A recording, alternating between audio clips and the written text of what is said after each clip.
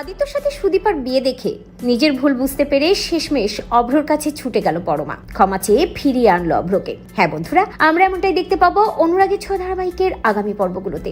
আদিত্যকেই ভালোবাসে পরমা, জানতে পেরে মনের কষ্টে চৌধুরী বাড়ি ছেড়ে দেশের কাজে চলে যাচ্ছে এমনটা বলেই বহু দূরে চলে যায় অভ্র। পরমাকে বুঝিয়ে দিয়ে যায় পরমার বলা কথাগুলো সে সেদিন শুনে ফেলেছিল। পরমা বুঝতে পারে অভ্র এত কঠিন প্রকৃতির মানুষ নয়, কিন্তু অভ্র নিশ্চয়ই কিছু না কিছু জানতে পেরেছে।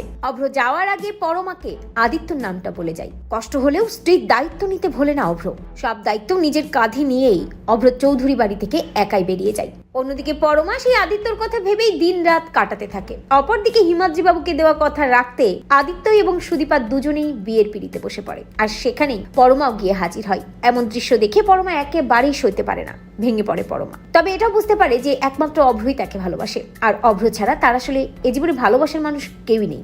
আদিত্য সে তাকে ভালোবাসে না, যদি ভালোবাসতো তাহলে এভাবে একটা অন্য মেয়েকে বিয়ে করে নিতে পারতো না। মনে মনে ভাবে পরমা আদিত্য তাকে বলেছিল সে কখনো তার ভাইকে কষ্ট দিয়ে তাকে বিয়ে করতে পারবে না। বিয়ের আগেও বারবার পরমা তার মনের কথাটা আদিত্যকে জানিয়েছিল, কিন্তু আদিত্য কিছুই করেনি। আদিত্য নবীনপুরে এসেই সুদীপাকে বিয়ে করে ফেলেছে। আদিত্যকে এক প্রকার ভুলই বোঝে পরমা, ভাবতে থাকে যে আসলে নবীনপুরে এসেই এই সুদীপার সাথে আদিত্য সম্পর্ক হয়েছে, যার কারণে আদিত্য তাকে এড়িয়ে গেছে, তাকে কষ্ট দিয়েছে।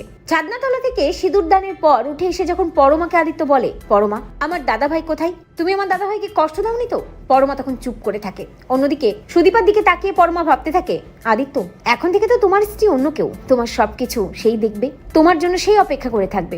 ও বাড়িতে আমি আর তোমার জন্য অপেক্ষা করে থাকবো না, এবার আমি শুধু আমার স্বামীর কথাই ভাববো। এই বলে পরমা অভ্র কোথায় আছে তা জানার চেষ্টা করে, কিন্তু অভ্র নিজের ফোনটাও সুইচ অফ করে রাখে। খুব সহজেই অভ্রর হদিশ পায় না পরমা অভ্র কোন জায়গায় আছে সেই ঠিকানা নেয় এবং সেখানে চলে যায় অভ্রকে ফিরিয়ে নিয়ে আসার জন্য। কারণ পরমা বুঝতে পারে সে অভ্রের সাথে কত বড় অন্যায় করেছে, অভ্রকেই তার ভালোবাসা উচিত। তো বন্ধুরা, তোমরা এটাই চাও তো এভাবেই যেন নিজের ভুলটা বুঝতে পেরে পরমা অভ্রর কাছে ছুটে যায়, অভ্রকে ফিরিয়ে নিয়ে আসে? কমেন্ট করে জানাতে ভুলো না।